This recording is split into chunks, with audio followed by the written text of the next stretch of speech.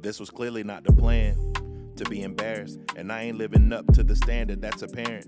No room for excuses, only improvements. But sit with me a moment before you jump to your conclusions on how we got here. We could start from the top, we could start with the sacks, we could start with the drops, we could start to the shots, to a target that's draped. Regardless, let me talk to what's really at stake, and that's legacy. Trying to fill the role of the one that stood ahead of me. Whole city want the one took after me instead of me, and rightfully so, my homie like that. And let them tell it about me, I'ma be right back. Exchange my struggles for a rifle, that's a light pack. And I just smile and show humility despite that. Yeah, they think I'm soft, think I'm weak.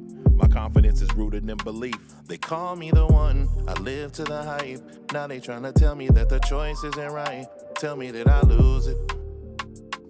Well, did I lose it? I gotta be myself, don't care what they say, cause I'm the only person that can stand in the way. Tell me, did I lose it? So did I lose it? Once there was a man on a journey, made some fatal mistakes in a hurry, sent away from all of his worries, like succeeding what many saw was Billy Graham in a jersey, to the abyss, until he reappeared proven worthy. That was me, so I know where you been. What kind of sort of the difference is that you think it, but I knew I was him. Knew I would smack the competition that blend. Knew I would change the Carolinas and the league before the laces would spin. And it wasn't easy. They brought me back after releases if they didn't need me. And then they got you, and respectfully, the whole thing just feel like a waste. A press release about a trade they tried to play in my face. 7 years in the desert with no chance of escape. And a fan base that sees it as an utter disgrace. Just be patient with them, they don't deserve it.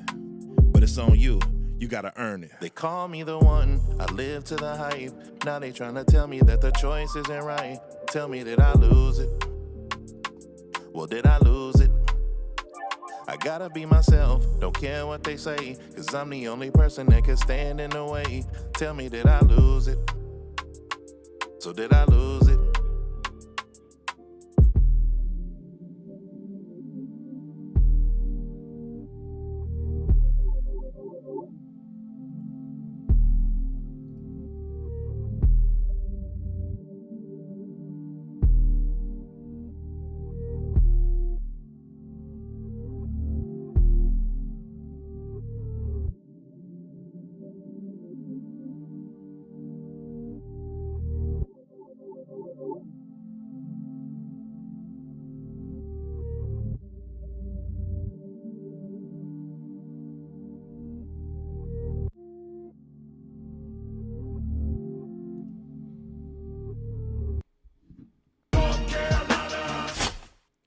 Yo, what is happening? This is John from the One Carolina Show. I appreciate y'all tapping in with me this morning. Just wanted to tap in and share my thoughts on a few things that I've seen over the last couple of days. Different stories that have been coming out, especially the one that was surrounding Jonathan Brooks. Man, this is probably one of the worst things that you could possibly hope for a guy that was drafted. You know, the pick is the pick, and you hate to see this happen to a guy that was picked this high for us because, we want to see, the fruits of our labor from going through all the scouting and all the other kind of stuff as far as drafting is concerned. But more importantly, I just hate it for the guy. But we're going to get into it. I just want to tap in with a couple of y'all in the chat I see so far. Salute to Twine. I appreciate you, man. Said he was going to go live, but he wanted to reschedule and listen to my content. I appreciate that. JP, good to see you, brother. Says feel bad for the kid, but I was against the pick simply because he was injured last year in November. I could totally understand that. Twan said, I see you with the vocals and that I flexed on the track. Man, salute. I appreciate that, man. Look, I've been, hold on. Let me see what King Domo TV says. It says, I love the vocals game. Now hurry up and spit that knowledge about this team. I've been waiting on your video. I appreciate it. Man, salute. So, yeah, we're going to get to it. But I wanted to talk about something first. I'm going to start here. I'm not going to start, immediately with the Brooks situation. But I wanted to start with some things that I've been seeing surrounding, we talked about this on Sunday briefly. I'm a big proponent of continuity. Like, I love to see things remain the same, right? And the more things remain the same, I know some people say that, things never change, but in this situation, whether it's work, whether it's, football, whatever, if you have a lot of turnover, it doesn't create a pathway for people to be able to take skills that you're trying to teach and make those kind of unconsciously competent. Like, let me tell you a story, right? So I know many of you have probably seen the movie Wolf of Wall Street. The guy that this movie is about, Jordan Belfort. You know, he was a kind of a shyster, you know, whatever, but there were some things that he said and some things that he done outside of that movie footprint and what we know about him that were pretty solid. And he said something one time. I went to a leadership conference and I listened to him speak, right? He just happened to be one of the speakers. And I heard him say something that has stuck with me like the whole time. And he talked about the yield sign. He said, "What color is the yield sign?" And everybody was like, "Yellow," right? He's like, "No, it's red." And he was like, "Wait, what?" Well, it is. And it changed some years ago. But why do you think it was yellow? Because unconsciously, your competence tells you that because you saw it over and over and over again, right? So you want to get to a point, and his whole purpose for talking about this was to get to a point of mastery where you do something without really thinking about it, right? And that's why I'm big on the whole Evero thing and retaining him, right? Not just him, but this entire coaching staff. Because you want to allow the guys that are developing, like we are seeing something happening here, right? And I want to point this out by something that I saw that, you know, maybe some of y'all saw this and you'll, you know, kind of laugh with me when you see it. But like I saw something on that, what should have been game-winning drive on Sunday from somebody on the sideline. And I was like, yo, I got to shout this out because this right here, that's the type of energy. That's the type of time I'm on. That's the kind of stuff that will take this and go to the next level. Right?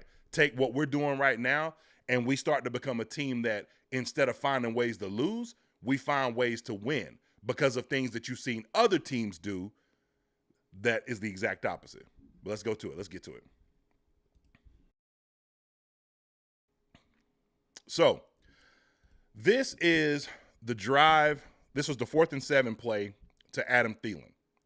Now, obviously the play is the play. Adam Thielen has made 2-3 of these kind of catches over the last, say, 2 or 3 games to kind of put us in position to make another big play to actually score, which in a perfect world, what you would like to see is that become something more regular on, you know, at every point of the game, not just in these critical situations. Now, I can say, honestly, in my opinion, that's play calling because on the drive before this, we had a 3rd and 8 where we end up, you know, Chuba rushed for like maybe 4 or 5 yards, and then on a 4th and 2, we didn't convert. But on that situation, if you let Bryce throw the ball on 3rd and 8, especially when he's showing you that he's capable of what we're about to see right now, then you wouldn't necessarily be in these situations that have to have these late game heroics all the time, and maybe some of these losses have turned into wins. But check this out. The Eagles bring the house. Young throws, and guess who? It's Adam Thielen with another play. Okay, yeah, the Thielen thing is cool. Look at Bates on the sideline. Salute to Darren Bates. I love it. Look at the energy. But it's not just the energy. Look at what he says. It's Adam rah, Thielen rah, with another rah. clutch Get up, catch. get up. I love it. I'm excited. I'm giving you your props for what you just done. But look, if you make a play like that in that moment, what is the majority of things that people would do in that moment? Even with 1 minute and 14 seconds left, they going to do a little bit of a celebration.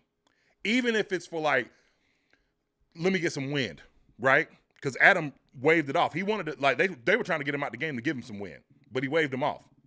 But I love, because didn't we just see Chicago go through a similar situation where clock management, situational awareness was a huge issue for them, that they lost a game that they clearly should have been in potential to win, right? They were in potential to win it. Not saying that they would have converted right there, right? Not saying that they would have scored a touchdown, but you're in position to win the game or kick a field goal, whatever it had to be for you to win that game. Situational awareness. I love seeing this guy on the sideline with that kind of energy. Love it. Get up, get up, get up. Salute the D-Bates. That's one of my favorite coaches on this team and really one of my favorite people in the podcast space in general. Funny guy, but just an awesome dude. And I just love, like, look, that's a vet. You talking to a vet that has been on some winning playoff teams, and I'm not afraid to tell you, hey, get up, go. Get up and go. Get up and go. Situational awareness. That doesn't happen without a complete buy-in from that side of the coaching staff, right? So I feel like the same energy that we're seeing right there is infectious from this whole team, and really that's a testament to Dave. That's a Dave Canales thing, right? And that's what you want to keep in place. You go changing stuff like this, man, I'm telling you, like, a guy like that inside the locker room, and I'm not saying that they're looking to get rid of D Bates at all, but what I'm highlighting is the fact that if you move any of these pieces right here, that could change the whole situation for us. That could put us in a situation where, you know, you got like, look at what's happening in Philly right now. We got Philly in shambles. We got Philly in absolute shambles. Let's go to it. Because what they would try to tell you is that, man, Philly played a bad game. But I'm seeing something synonymous like every single time. I'm seeing a synonymous thing every single time. Listen to Seth Joyner. The Eagles won, and normally you want to be positive when they win. I don't know whether I should say they were due for a game like this, as well as they've dominated and played the last few weeks. This was just bad football across the board, I think, coaching-wise and playing-wise. They didn't run Saquon Barkley enough in the first half, in my opinion. The last run defense in the National Football League, and you only run your top running back 9 times in the first half. Jalen was very indecisive in this game throwing the football. I thought that hurt them early. I felt like this was the defense's worst game that they've had all season. The Eagles did a horrible job of rushing the passer today. They got some pressures, but they didn't get one single sack. A lot of Woo! You heard him.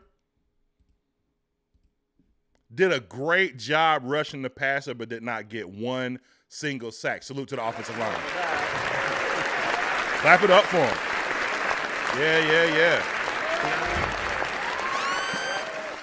Not a single sack. I love it. A lot of drop coverages. I love it.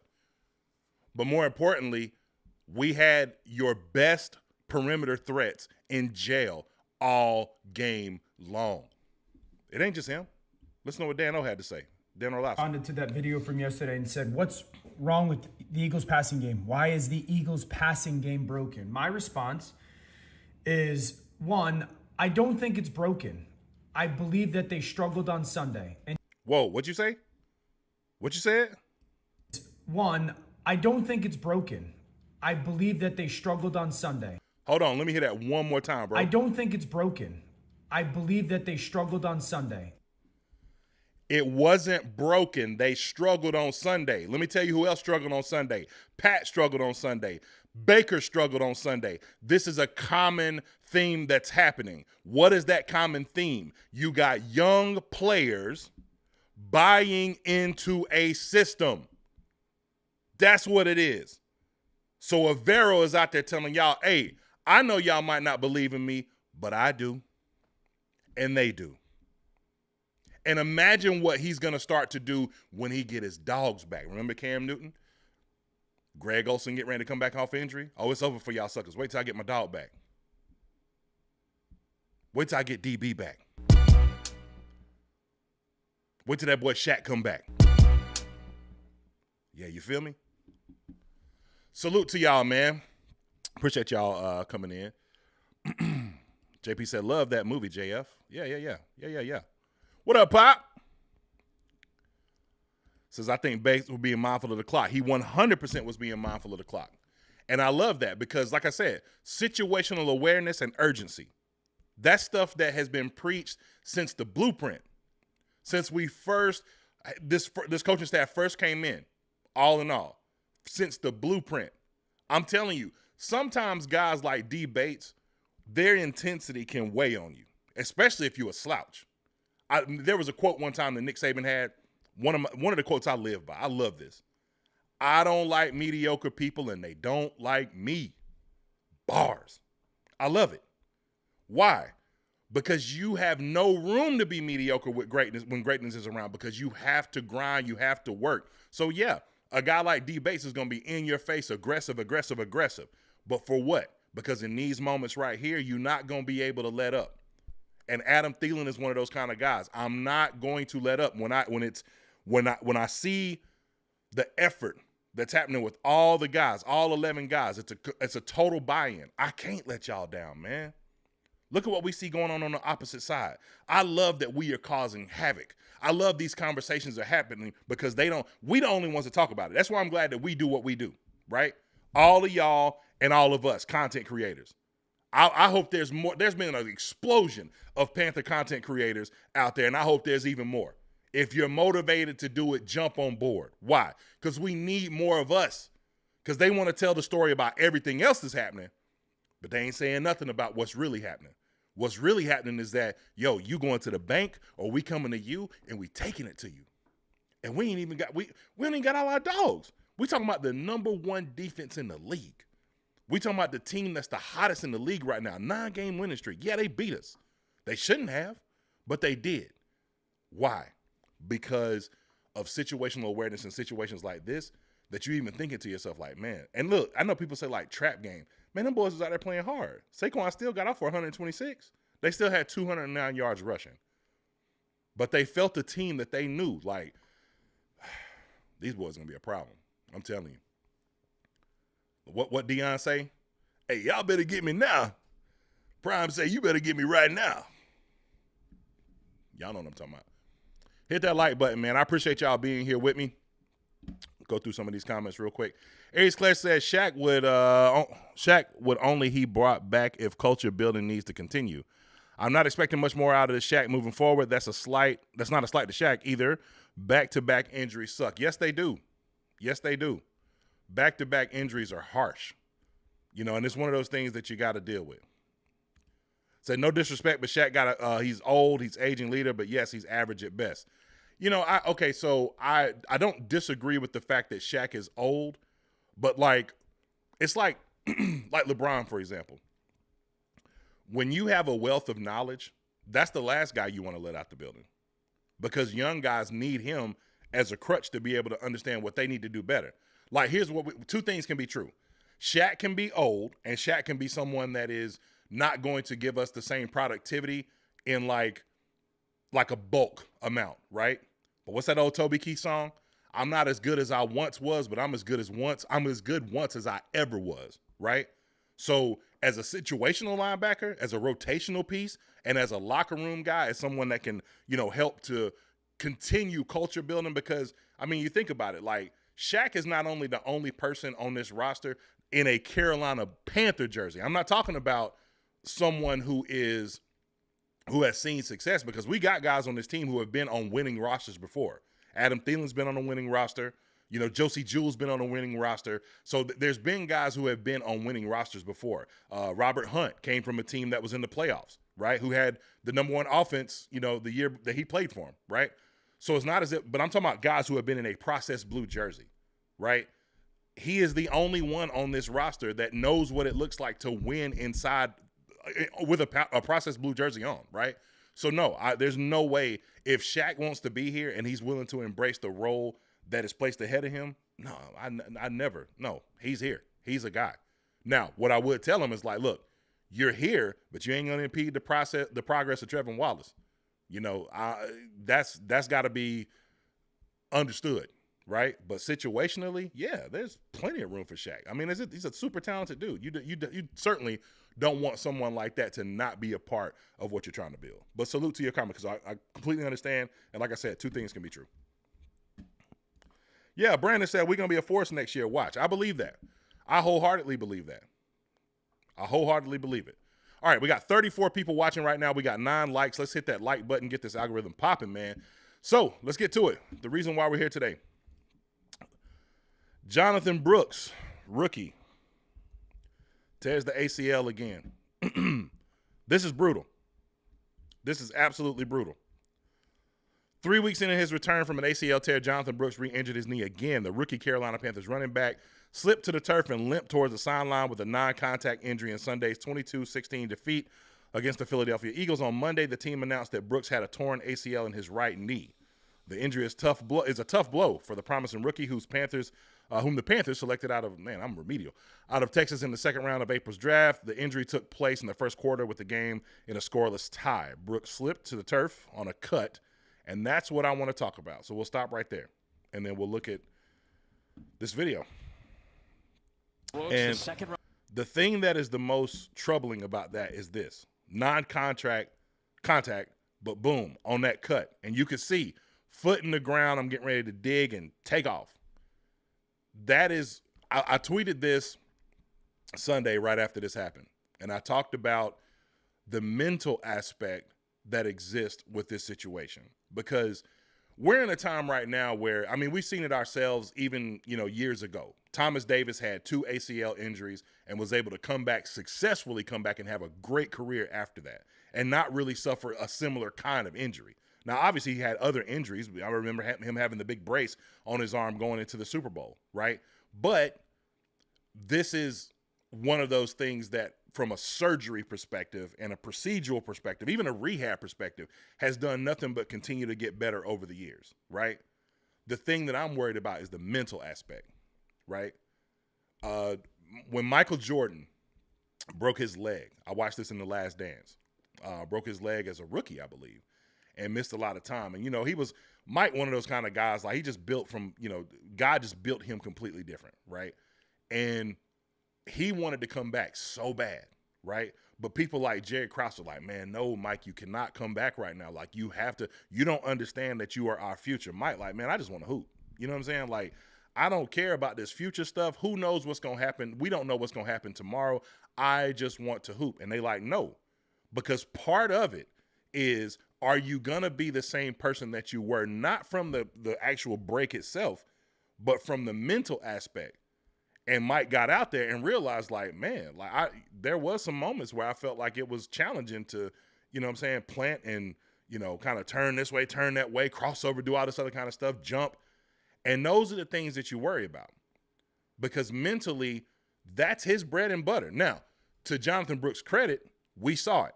One of the things that Brooks can do that's very unique that a lot of running backs can't do, and what makes him so valuable, is the same thing we saw guys like Christian, Alvin Kamara, Brian Westbrook in the past. These guys do that kind of separate them from the pack. And that's their ability not just to catch the ball out of the backfield, because Chuba can catch, but it's the ability to see an open opportunity, stop, cut on a dime, and be able to take off, right? And that's exactly what his bread and butter is. That's what he did in the Tampa game, that everybody was like, ooh, man, you see that? You know what I'm saying? Like, whoa, that's exactly what we saw in college. That's what I saw against Baylor. That's what I saw against, you name it. There were multiple different times where we saw Brooks in the backfield plant the foot, boom, gone. So the question is that something that he's going to lose? Because from an injury perspective, I don't know about y'all, but like personally, just the injury of itself, I'm not that worried about that. I'm not that worried about it, because an ACL is not what an ACL used to be. 20 years ago, you tore your ACL, man, you might as well kiss your career goodbye. You know what I'm saying? Because medicine and, like I said, rehabs and stuff have advanced so much that it's completely different than what it used to be. Now, it's still a bad thing. Don't get me wrong. It's still bad. But as time progresses, as medicine, it progresses, all that kind of stuff, you're going to rehab better than you did before. I've actually seen people come back from those injuries faster than they would have before, right? Not just those, but other injuries. However, when your bread and butter is predicated on having an ACL that you can kind of move around and contort, plant on, have a lot of force on and stuff like that, and I don't claim to be a doctor, but I'm just kind of going off of what I've seen people talk about in the past, then yeah, that can the psychological aspect of that can be interesting. And it can be something that you worry about moving forward, because you don't know how that's going to affect him. But if I'm gauging off of what we saw from Texas and him tearing it to when he got back to us and seeing him do something similar that he done to have success, then I'm willing to bet that he's probably going to come back and be successful, and he'll be fine. Definitely prayers up for him. Man, that's a tough situation. So then that brought me to another point. Like, have we seen this in history? And yes, we have. We saw it with Adrian Peterson. Adrian Peterson tore his ACL in 2012 and had an incredible recovery. Make no mistake about it, some athletes never return from injuries such as Adrian Peterson's ACL tear. Last year, if someone would have told those in the NFL community that Peterson would be running for the 2012 MVP, most, if not all, would have laughed, right? Except for Peterson. The Minnesota Vikings future Hall of Fame running back, has deified medical textbooks, anatomical knowledge, and clinical reason during his comeback from a reconstructive surgery after suffering a torn ACL and MCL in his left knee last December. It is impossible to put into words how unbelievable Peterson's stories continue to be week after week. Believe me, he tried. It's crazy. Now, Adrian Peterson is one of one. I'm not making a apples to apples comparison here. What I am doing, however, is suggesting that what are you built from? Who are you? What kind of training do you have around you? And do you believe? Because if you're like me, I do. Adrian Peterson went on to have 2,097 yards that year, that following year. And this was after a few years. He came into the league in 2007. So this was quite a few years of mileage on a running back, right? So for an older running back to be able to do that and come back successful, here's what I hope. I hope that Jonathan Brooks is tapped in with people like this, because the beautiful thing about the NFL, man, and it's like this in a lot of industries, especially when you get to the highest level. Like, you know, you or me as, you know, if you're a content creator or, you know, and you're watching, or if you're a fan or whatever like that, right, of a team or player, whatever like that, if you and I reach out, it's kind of like, you know, you'd be lucky if you get a response, right, on any level. But if it's someone in a field that's similar to you, sort of like the NFL brotherhood is, if they reach out, it's different. I'd be surprised to know if someone hadn't already reached out to him, right? If, like, say a Ricky Williams, you know, Texas alum, you know, or someone else, maybe even AP, reach out and be like, hey, man, I'm telling you, you can come back from this. I saw it. The Eagles was a national game. People have been talking about it all week. I saw what happened to you, young fella. You can come back from this, right? And I'm going to be here with you every step of the way to make sure you do. And I'm sure, like, look, is it good to have the staff believe in you and stuff like that? Absolutely. It's good to have the staff believe in you. It's good to have, you know, people in the locker room, you know, the training staff, the medical staff, all that kind of stuff. But there is nothing like having somebody who has experienced what you are going through right now to come to you, put a shoulder around you and be like, hey, I'm not only am I here for you, but, like, I'm going to help you. I'm going to train with you. You know what I'm saying? I'm going to show you what I did. I'm going to show you my nutrition. I'm going to show you, like, what kind of, you know, exercises I did, everything that I had to do to get to this point where I could come back and not just come back healthy, but set the league on fire. I believe you got that in you, young man. So follow me. Hey, I really hope, I don't know if Jonathan Brooks listens to this podcast. I have no idea. But if that hadn't happened already, it would be my hope that you would reach out to someone like him who can be a mentor to you to get you back to the level that we know that you can get to. Because, bro, this dude got greatness in him. He really does. Like, those couple of plays, that handful of plays that we saw last game, you could see it.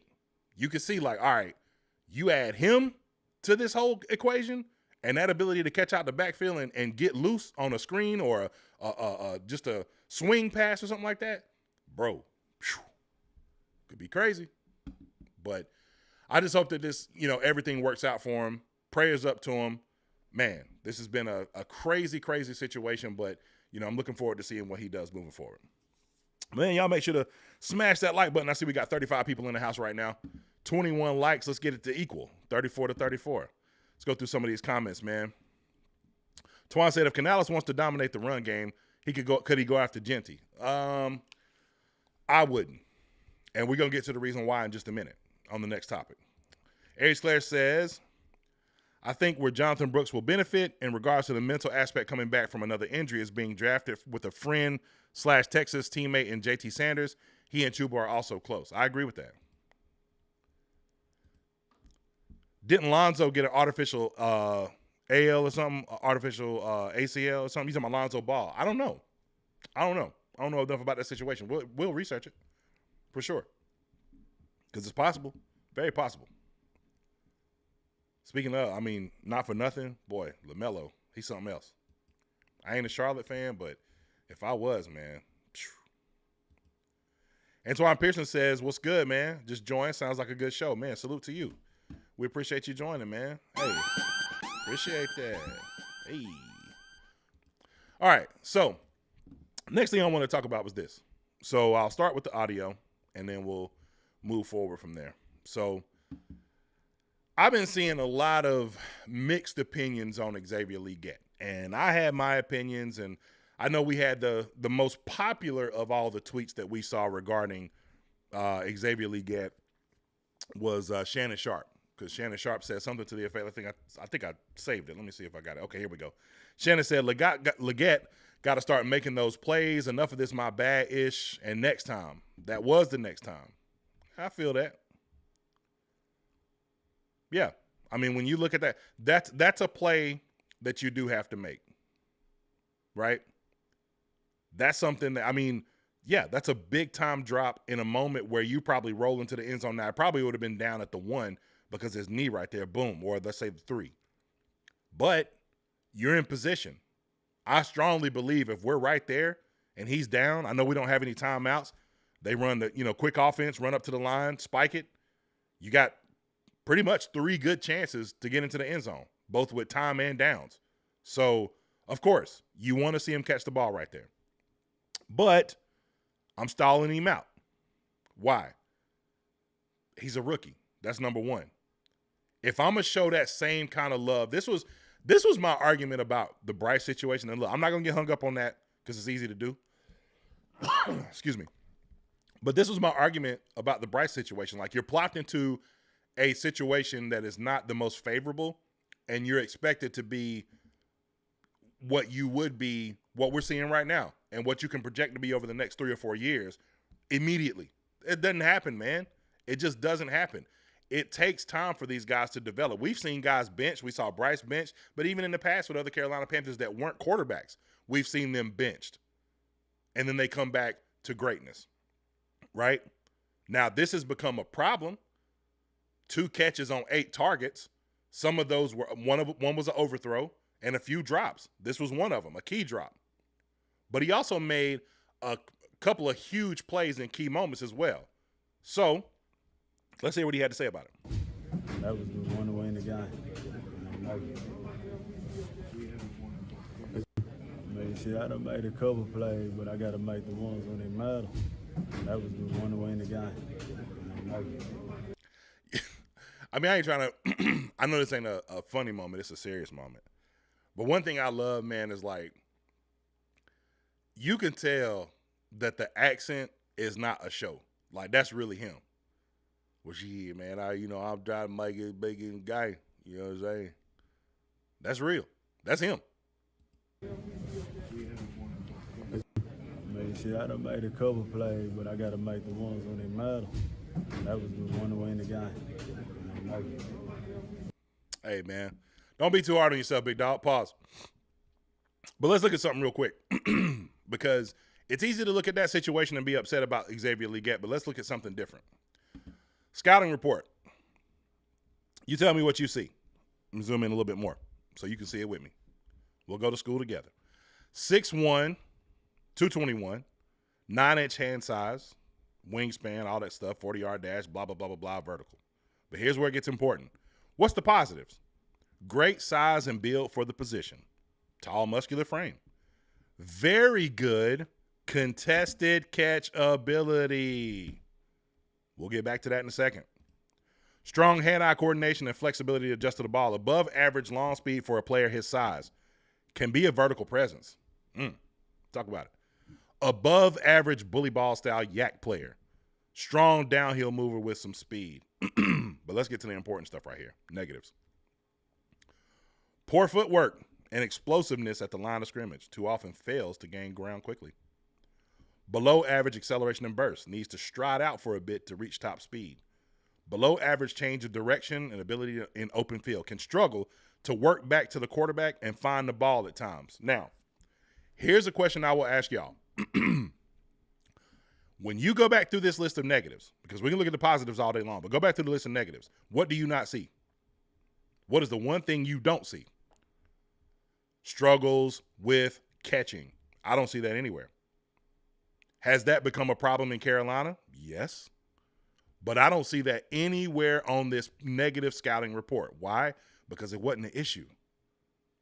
I can tell you a couple things that I see that have become positives that were listed as negatives. Can struggle to work back to the quarterback and find the ball at times. If Xavier Legette if he struggles in this right here that we're seeing, that drive never happens. Because when Bryce Young breaks containment in the end zone and throws the ball before he crosses over the line again for another loss of down, who did he hit? Xavier Legette. So we can scratch that off the list. Below average change of direction ability in the open field. I watched him turn C.J. Gardner-Johnson completely around and be one-on-one with a safety who he got absolutely in front of with leverage and blew past him. And then we saw this as a result.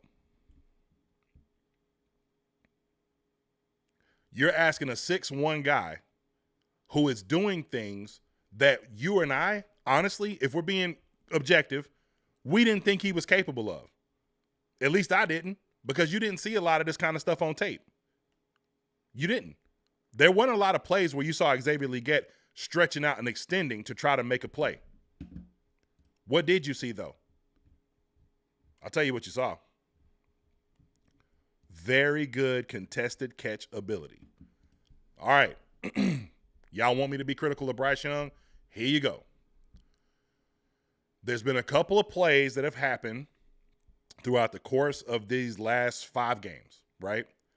Where we've seen opportunities that were overthrows, one on a fade in this game, and a few others in the Bucs game, where like, hey, this is where an opportunity for you to gain trust with your guy extends even more.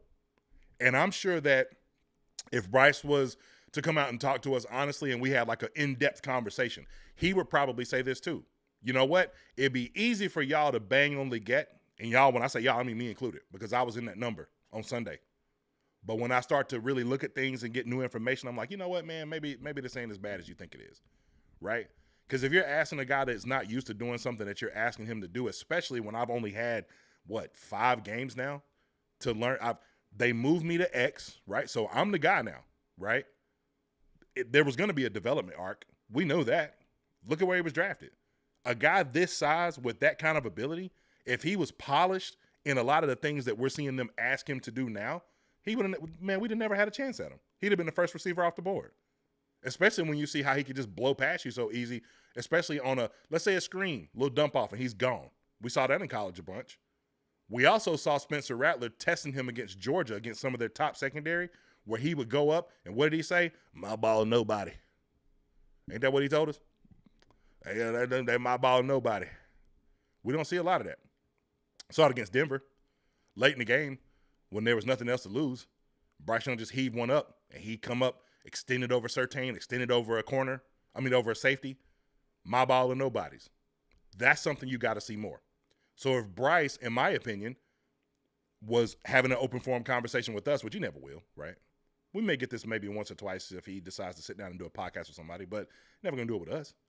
But I'm sure he would probably say, like, yeah, that's something I could develop and work on, for sure.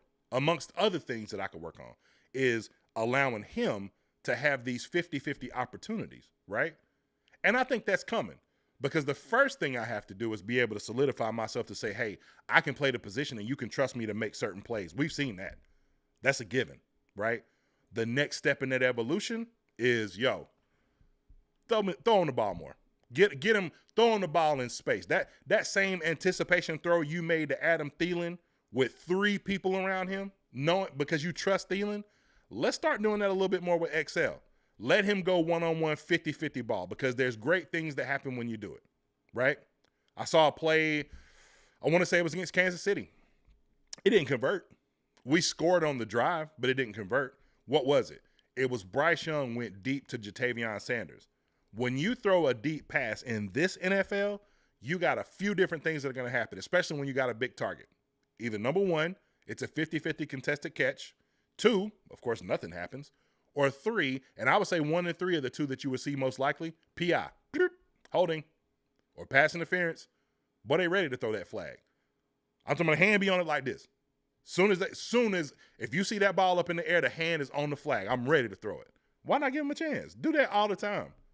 A big body guy like this, of course, if he starts to develop that portion of his game even more, and he knows that you trust him enough to throw it to him and give him a contested opportunity, boy, I wish C.J. Gardner-Johnson would. What is you talking about? Watch out, boy. Hey. Make sure y'all smash that like button, man. I appreciate y'all coming in here and chilling with me today, man. I'm going to go through the comments and see what's good. ACL. Brandon Excalibur, salute. Says JB will be fine. Saquon tore his ACL, rebuilt his leg strength, and now is having a killer year. That's right. Hey, salute. Brooks just put more work in. Couldn't agree more. Miss Rand, what's good? Wouldn't it still be a touchdown if he wasn't touched as he rolled into the end zone? I don't know. I think because of the knee situation, it felt to me like it probably would still be a down, but he wasn't touched. You're right. So rolling to the end zone, possibly. Why did he put his left arm out? Yeah, see, that's what I'm saying. Like, I felt like it would have been a down either way. Antoine Pearson said, I think fans are just frustrated with that we didn't win because we want 2014 to 2017 again. We want to beat competitive teams. I agree 100%. I think that, like I said this in a short that I dropped, I feel like the weight of expectation on Bryce, and I guess you can start to now shift that to Xavier Legette, like, just because all the stuff, like, look at Detroit, for example. Detroit is enjoying the best single season in the history of their franchise. Now, I want you to think about that. Detroit's one of the originals, right? They've been around since the inception, not just the merger, right? They're not just an AFL team. They were around with the Packers, the Bears, the Chiefs, those, kind of the core, teams. And in the history of their franchise, they have never won 11 games at this point in the season. Never, right? So you don't look at everything that happened in the past to measure what's going to happen right now. And I love that, yes, we have a view of that because a lot of fans do, but you can tell clearly that the front office doesn't, because they're not just playing like they don't have anything to lose. Like, this team is coming out like this is a really, really cool thing that we're watching happen right now, man. I get really excited about this. I know I'm moving around in my chair a lot because I do get really excited when I watch all this happen. You're watching a team that's not coming out playing like they don't have anything to lose. You're watching a team that comes out that's playing like, yo, we expect to win. Kansas City Chiefs, so we expect to win. Eagles, so like, I'm coming out and playing you like I'm expecting to win. But yeah, I believe that, competitively, we want to beat those teams, and I agree with you, Antoine. Salute. Twan said, I hate XL body language. Pick your head up and get to the next one. Stop dropping your head. Agreed. XL really struggles with over-the-shoulder catches, to be honest. Yes, he does. Bryce Young has thrown, 2 interceptions, I believe, since this whole stretch of games where he's been playing great or whatever. And one of them was just an absolute, strip away from Xavier Legette on a over-the-shoulder catch. It wasn't even a contested catch. But see, that's what I'm saying. Like, a lot of these things that we're seeing from Xavier Legette, like, when you watch South Carolina last year, there really wasn't a lot of, like, polish to his game. It really was like, look, you're 6'1" or 6'2", 3-ish, whatever, 200-plus pounds, run a 4.3. Man, just go out and get open. There's some formality to your routes for sure, but just go out and run whatever feels comfortable to you. Shane Beamer, right? Go out and feel whatever is comfortable to you, get open, and then let Spencer throw you the ball. Spencer built that trust with him, and you see that a lot. Saw it a whole lot. Just throw it in the area where you know that he can get to it and make a contest on it where maybe the DB can't, or even if he can. So what? Let it rip.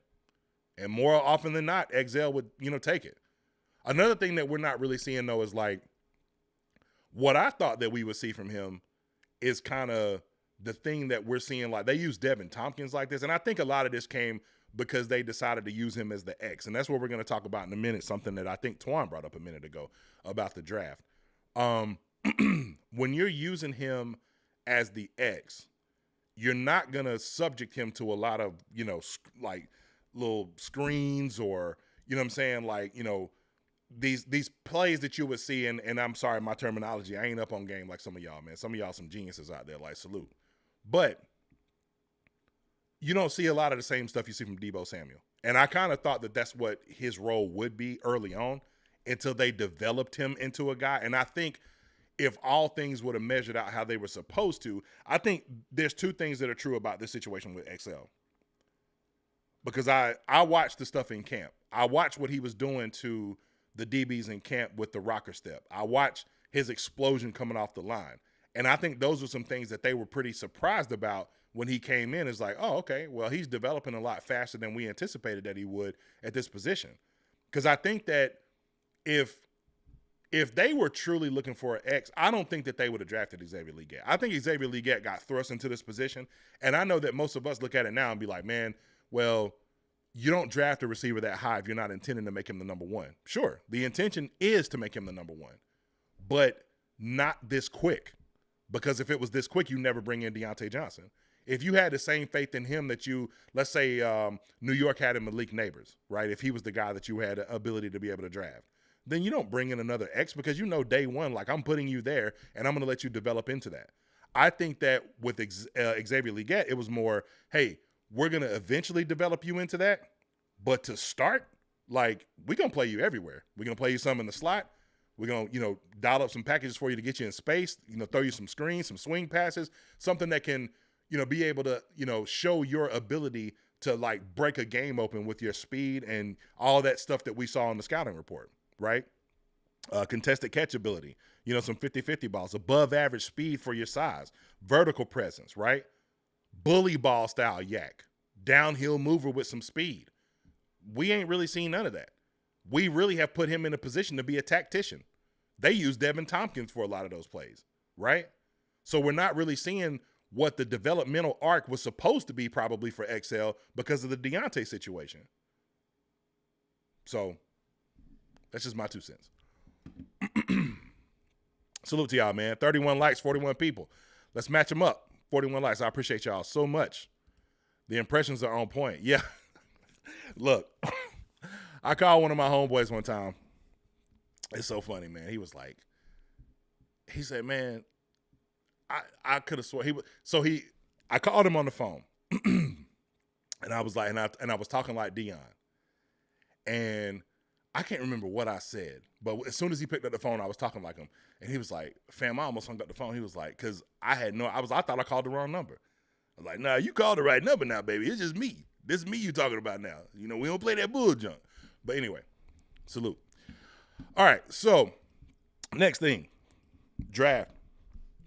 So, man, I got to tell you, I watched a lot of tape on 2 specific guys, right? Obviously, y'all know that in my opinion, I feel like Mason Graham needs to be the guy, especially right now. The draft order, Panthers draft order. So Carolina Panthers draft order right now looks like the current draft order is the Giants, Raiders, Patriots, us. And that's as of 7 minutes ago. So the Giants are probably going to take Shedeur or Cam Ward. The Raiders are going to take one of the 2 as well. The Patriots, my guess is that they probably take Travis Hunter. So if everything stays the same from now until the end of the draft, my guess is that, yes, it'll be Mason Graham. There's going to be a lot of players on the board that we could take. But let's just say hypothetically that we take a receiver. Personally, look, I think Luther Burden is solid, right? But Pop, I got to salute to you, man, because you put me on to Ted McMillan, and I ain't been able to stop watching since. And the reason is because this kid, if he turns out to be and projects to be exactly what his comp is, or even close to it, if he's 60% of Mike Evans, he will completely change this offense. So do I know or think that this will be the guy? Probably not, right? It'll probably be Mason Graham or best player available. Twan mentioned Ashton Genty. Is that a possibility, especially with the Brooks situation? I mean, it'd be shocking to see that. Plus, I feel like, and Twan, I posed this. If you're still there, I posed this question, and I talked about how with Jonathan Brooks and Chuba Hubbard, I almost wondered, and we've seen some great running back tandems over the years. In Carolina, Stephen Davis, Deshaun Foster, Jonathan Stewart, D'Angelo Williams. I would even say Chuba and Deontay Foreman for a very, very small sample size. Who is who in that? I know it's a 2-headed monster, but like, does it feel to you, and I'm asking y'all this question, does it feel to you on some level like Jonathan and Chuba kind of are 1 and 1A? Like, there's not like a 1-2 comparison. Like, there's not a, Jonathan Stewart was mad power. D'Angelo was speed, right? Same thing with Steven and Deshaun Foster. It feels to me like they kind of do a lot of the same things except for the ability for Jonathan to catch out of the backfield. And that's huge, right? But the reason I bring that up is because, and I'm wondering what y'all thoughts on this. I'm not telling you from an expert position. I'm asking a question. Do you think that reps, because sometimes with guys like, if I'm a speed guy, I don't always need a lot of reps to get me going, right? But if I'm a rhythm guy, right, which I feel like Chuba is a rhythm guy, I need as many reps as possible to get me like in the mode, get me going, like, and maybe I'm wrong on that. Y'all let me know what you think. But let me look at some of the comments because y'all are probably talking about that and I'm just not looking. Patriots need O-line. I'm only against Mason Graham if the intention is to let Avero finish out the final year in his contract. If we go to a 4-3, take Graham. If not, I'm Ted McMillan, hands down. Ted is a beast. Forget. Genty. Okay, here we go. Genty would be finesse and Chuba would be power. See, that's what I'm talking about, Twan. So, like, it just feels to me like, do you think Brooks is like power like Genty would be? And to that, I would say no. Like, I say an emphatic no, right? It doesn't have to be necessarily. But I feel like Ashton Genty also feels to me like one of those guys that when you do what he does, like, look, if you look at the line of guys that have done what he's done in college, that would be guys like Barry Sanders, Melvin Gordon. There's been a few other guys that, as far as like all the yards, and that's a lot of carries. That's a lot of carries. And you wonder to yourself, like, if you bring him to a place, like, I think his landing spot is probably Dallas. It just makes all the sense in the world. Like, he's got Cowboy written all over him, right? Pause. But if you bring him here where he's going to be a complimentary back and it's going to be kind of a 1-2 punch, I don't know if that's really working for him. I feel like it's going to be a situation where he's got to be like your primary bell cow, and then you bring in somebody else to kind of clean up. And that would be the perfect situation. They got Rico Dowdle. Rico is good. Salute to Rico. Went to my same high school. Rico is good, but he ain't that, right? And so Rico has always been the complimentary back. So I feel like if you bring Genty to the Cowboys, and I'm sure my boy, Angry Cowboys fan, if he in the chat, he would probably agree. You bring Genty to the Cowboys, and then Rico becomes your complimentary back. Chuba ain't no complimentary guy, right? But I do think that a 1-2 punch would be extremely effective. I just don't know if it's, not with him, just at least in my opinion. Brooks seems more like CMC. Seems more is the operative word because, nah. I agree and I disagree. Like, ain't nobody CMC. But T-Mac, XL, and Coker would be a matchup nightmare for smaller CBs. I agree. And so, but here's my question. How long do you think Adam Thielen can keep up doing what he's doing? And do you think that Adam Thielen is a guy that would take the role of, like, I'm not saying third wheel. I feel like Adam Thielen and Coker would kind of be the rotational pieces, right? They would continue to be like the rotational pieces. I feel like, so here's where I'm at as far as Ted McMillan is concerned, because this dude, like, look, I'm pulling up some plays. Like, I pulled some of these up the other day.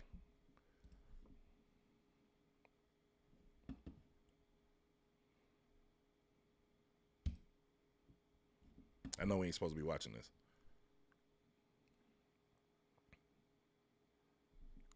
I don't know who this is. Let's listen to him. Film just a little bit, and then at the very end, let's wrap it up with what NFL teams desperately need him on their roster.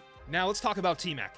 What are his superpowers on the football field? And guys, it is pretty obvious when you turn on the tape, nobody in all of college football is like Tetairoa McMillan. Tetairoa is damn near 6'5" if he isn't. 6'5", 215, can fly down the field, can even do a little bit of run after catch with the ball, and at the end of the day, as everyone knows, he just mosses everybody, and I mean everybody on the Some of the stuff that he does at that size is crazy, man. It really is. Like, when you see him, like, if he runs a dig, just how he's able to be, like, his nimbleness and how he can move around and be shifty, you just don't see that from dudes 6'5". That's crazy, man. Pop, salute to you, man, because I'll be honest with you, like, I knew about him, like, I heard about him, especially, I think they played Colorado, or maybe I'm wrong, maybe it was a different receiver. I remember them, there was a big matchup against Travis Hunter that was coming up, and I thought it was him. And that's really when I kind of started hearing about him. But I'll be honest, I ain't really paid a lot of attention. And then I started looking, and I was like, man, this is crazy. football field. I think it's only right that before we talk about superpowers on the field, we gotta give him a superhero comp. It's only fair. We gotta. My superhero comp for Tetro McMillan is going to be Groot. And it just makes sense. Not everything in life is perfect. This comp is absolutely perfect if I do say so myself. T-Mac and Groot are both tall and strong, which brings me to the first superpower for T-Mac, and that's going to be his contested catch ability. At the end of the day, when the game's on the line, allow T-Mac to box out any defender, double, triple coverage, doesn't matter. Throw the ball up, we're playing jackpot, and Tetro McMillan's going to come down with the ball. For T-Mac's second power, I want to talk about his surefire hands. Not only is he making all the highlight catches that we see across our feed, one hand, mossing somebody, toe taps, he does it all. More importantly, when they need it most, when it's fourth down, third and long, he is a guaranteed safety blanket for that team, fella. All right, so back to what we were talking about earlier. It depends on, and this is, like I said, this is another opportunity in Bryce Young's game. Because if you go back and you watch Bryce Young in college, there weren't a lot of plays where you saw, especially the Heisman year. I didn't see a ton of plays, and you don't see this really happening with Bryce Young here in Carolina. I didn't see a lot of plays where he spent a lot of time allowing guys to go up with contested catches. It was a lot of precision. It was, short pass and allow yak. Even some of the longer passes, like throwing to a dedicated spot, right? I don't know that that's his game, and I feel like with McMillan, you're going to have to add that to your game in order for him and Xavier Legette to become successful. So that comment that I saw earlier that talked about how they would be a matchup nightmare, yes, I agree. But I feel like he possesses a lot of that, route running ability that would allow a tactician to do his job. But then when I saw this, I thought, to me, this is the guy that would fit more of that role. Like, I feel like Luther Burden is the guy you want when it comes to that more than anybody else. We are getting started early with the 2025 NFL Draft Scouting Reports here on the channel. Welcome into Rogue Football. I'm your host, Jordan DeLugo. We're getting it kicked off today with wide receiver Luther Burden III out of Missouri. A 20-year-old wide receiver prospect will turn 21 in December of 2024. Going to dive deep into the tape, the athletic profile, all the good stuff. If you enjoy the content here, please like, subscribe, hit that notification bell. Thanks so much for tuning in. So, Luther Burden, a former five-star recruit, unbelievably talented football player, listed at 5'11", 208 pounds. Sounds about right to me when you watch him play. A good overall size, right? Certainly not prototypical height for like an X receiver in the NFL, but good size for the modern game. And I think when you talk about the athletic profile, it's going to more than make up for maybe the lack of height, not a 6'3", 6'4" monster out there at wide receiver. And see, that's what I'm talking about. So I posed the question, and I'll come back to the chat in a second. But I posed the question the other day. If you draft Tet McMillan, what are you saying about Xavier Legette? Because somebody has to fill that role of the guy in the slot. That's not Coker. Like, could Coker be good at that? Sure. But this guy could potentially be great at it. You got to have somebody that can, take the ball and get yards after the catch. That's one of the things I feel like we struggle in more than anything else. We don't have a game breaker. And I don't know, maybe Ted is that guy, especially from a vertical perspective. And yes, some of his yards after the catch are good. But I feel like with what they're trying to do, if they decide to go receiver early, to me, it feels like Burden would fit more of that profile, because if you're banking on X becoming the X and becoming, and developing into this guy, then yeah, this would be the guy. Or somebody like him. It may not even be him, but it would be somebody like him. Let me go back to the chat.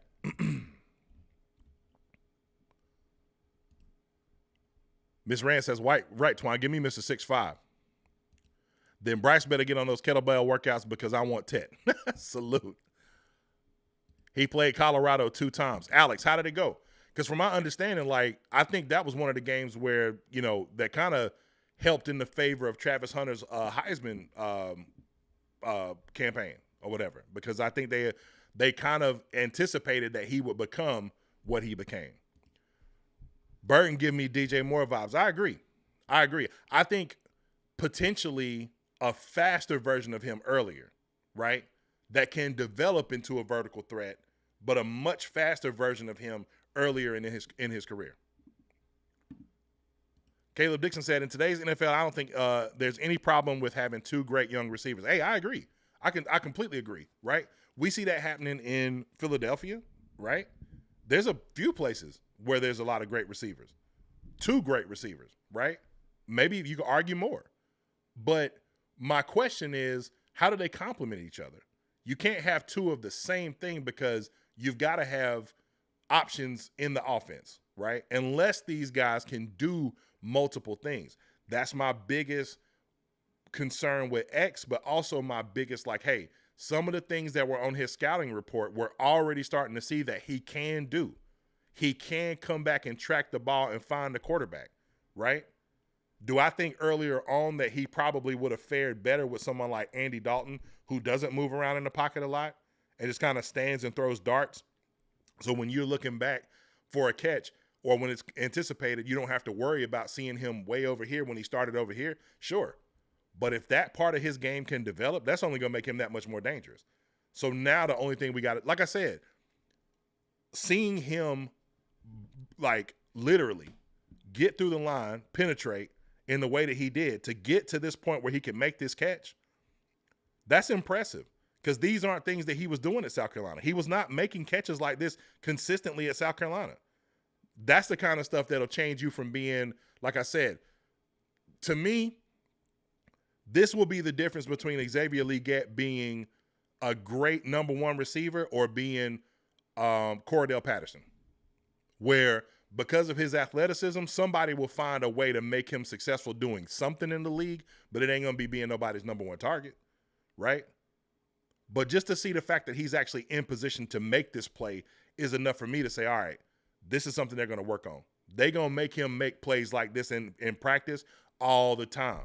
This is going to be a huge point of emphasis. Remember what I was talking about. Hey, in the offseason, same thing I said for Jonathan Brooks stands for Xavier Legette. Man, get with – it don't even have to be somebody your body type. If I see that you can do this at your size, go get me with Randy. Salute to Randy. I prayers for you and your family, man. I hope that you're doing better and whatever your diagnosis is, man, I hope that, whatever that is not grave. But get me with somebody like Randy.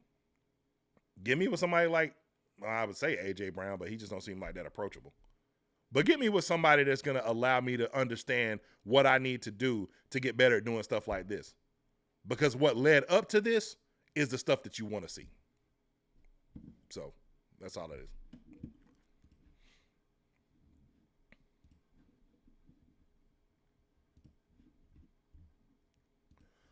Ghost Daddy said, if not, go after a tight end early. I think we locked in on tight end, brother.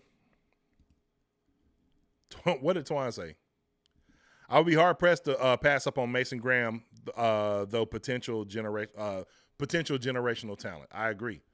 Dave Canales takes too long play calling. No time for formation shift or audible. I agree with that. And he talked about that in the press conference. He said, hey, I got to do a better job of getting those play calls in and getting the stuff. He said something that might have went under the radar that I absolutely loved it. He said, I have to get in the plays that we know that Bryce likes. What is that key? Hey, we opening up the playbook for him. I'm going to give him stuff that I know in my playbook that he likes. We're seeing it. We see it happening. That'll get better. That's something that'll definitely get better. He can get his arm strength up. I don't care if he has to, man, Twan, you tripping.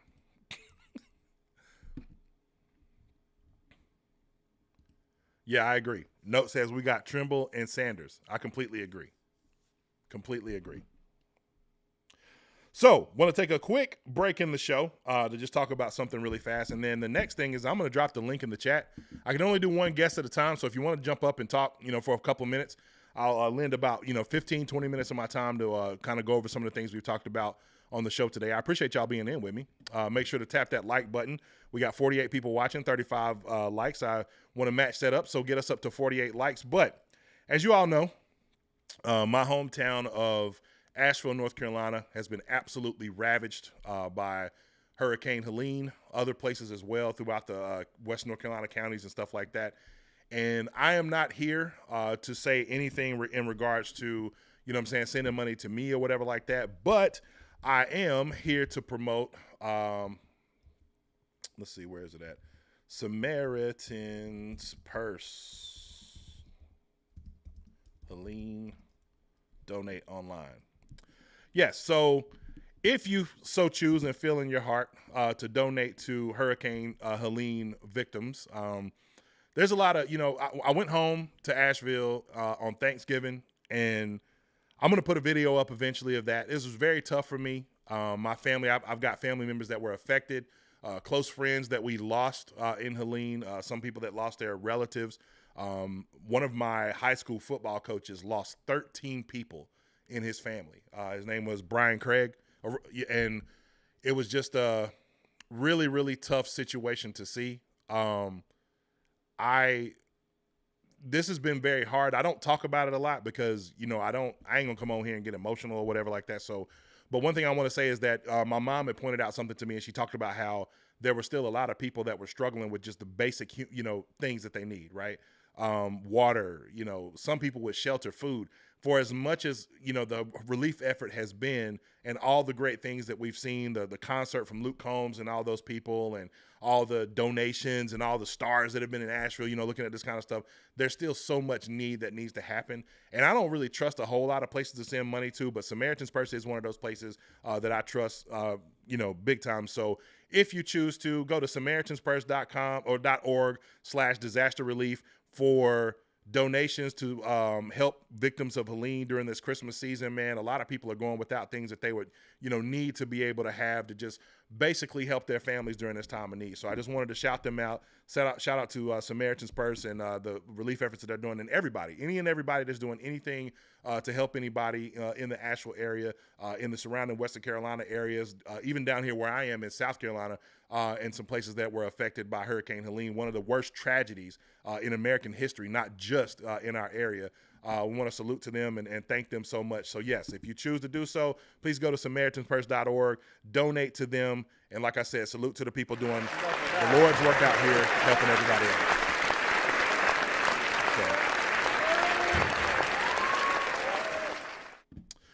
So. All right, tweet link I can retweet. Yes, I will. I will tweet the link, and I will also share the link in the chat. Yes, definitely share this. I think this is something that can be extremely helpful to a lot of people. Twan says, pray for Asheville. Yes, we appreciate that, man. Thank you, Miss Rand. Thank you, Aries Claire. Thank you, everybody, for being here. If you choose to give to Samaritan's Purse, you can click this link. I know it's a very long link, but donate to them. They're one of the organizations that I know are hands and feet on the ground and really big on making sure that all their donations go to the right place. They're headed up by, some great people, and they do, work in the name of the Lord, being the hands and feet of Jesus in America. And I love it. So we want to continue to support them and thank them for everything that they're doing. So, all right, y'all. So I'm gonna drop the link in the chat. Like I said, I don't have an ability to have more than one person on at a time, but if you choose to come up and want to just talk about some of the things that we've talked about on this show today. This has been a pretty good show. I appreciate that. Not pretty good. It's been a great show, actually. And, I think that the Panthers are headed in the right direction. I love the fight that I'm seeing from the team. I love that it really feels like that there's a complete buy-in to Dave Canales' way of coaching. And I think the biggest thing that helped with that, and even though it was not something that I completely agree with early on, but it had to happen, was the benching of Bryce Young. I think that them benching Bryce Young sent a message throughout the entire organization of hey, I don't care where you were drafted or who you think you are. And Dave Canales said that. When he came in, he's like, look, when the Burns situation was happening, he was brought in before Brian Burns was traded. And when he was there, he said, look, I don't have an emotional attachment to any of these guys, and that's kind of a benefit.